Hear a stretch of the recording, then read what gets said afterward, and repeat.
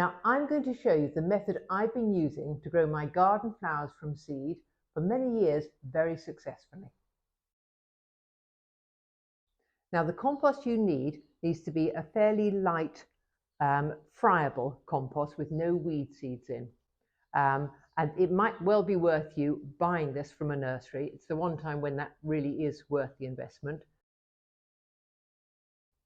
Now I tend to use quite deep pots like this. The seeds I grow might have quite an erratic germination.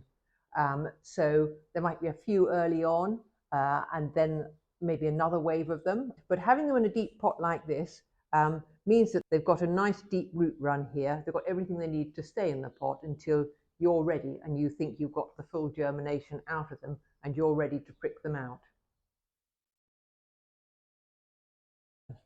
So I would fill the pot not quite to the very top. I'd always leave a space at the top here. And then once the soil is in, I want to use a tamper to press it down flat, but just so that I then have a nice flat surface like that.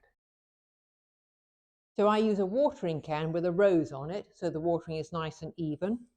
And I will just go across the pots 3 times, and then I'll leave it to drain. So I always pop the label in first, because I tend to do this in batches, and it's amazing how easy it is to forget which pot you put which seed in. So I'm just going to tip the seed into my hand first of all, so I can see how much there is and what size it is. And then that just gets sprinkled fairly evenly directly onto the top of the very flat compost, like that. Spread them out a little bit so they don't germinate too close together. Now I'm not going to cover those with soil. I'm actually going to cover them now with a layer of grit.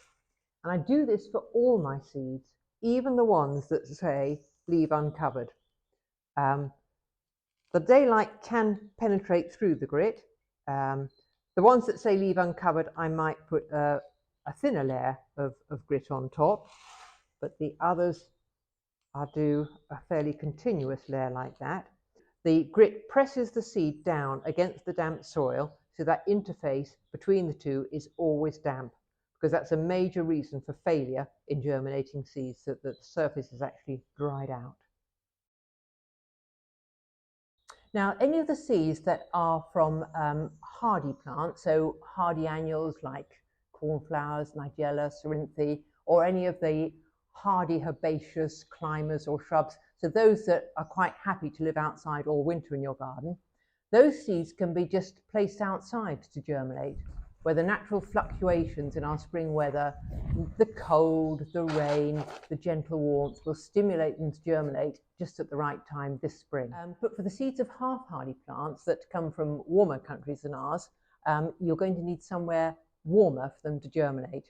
And you'll just need to check which ones these are by going online, or sometimes the information is on the back of their seed packet. But they include things like cosmos, marigolds, nasturtiums, and so on. And they need a much higher temperature to kickstart the germination. So that might need to be a heated propagator, or even maybe your kitchen windowsill.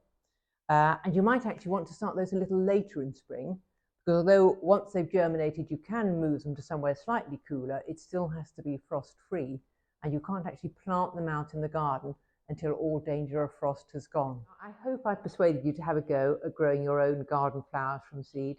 Not only will it save money, but I can tell you the excitement of watching those little seeds pop up, it just, over all these years, it still never dims.